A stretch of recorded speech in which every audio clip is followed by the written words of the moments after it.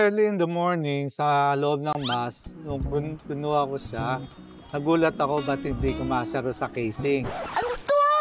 So, chinek ko, napuna ko na matambok. Matambok! Ayun, dahil pagdating sa bahay, gusto kong i-fix sana, kaya lang napuna ko. Yun nga, lumobo na.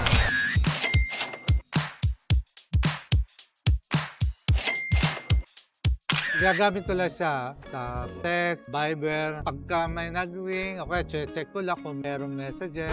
Hi, Jackson! I want you to meet my mom. Ma, say hi na ka-office mate ko. Ito pangit-pangit na lang yan. Incoming emails lang, gano'n. Tapos picture.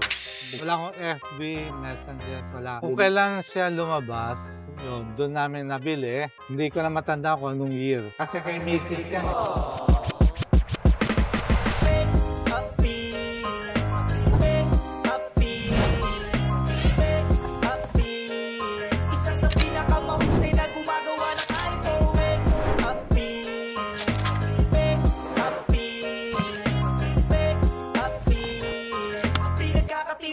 Kung usapan lang ng iPhone, sumasakit na ba sintido mo? Sa kakaisip kung saan papaayos sipin mo?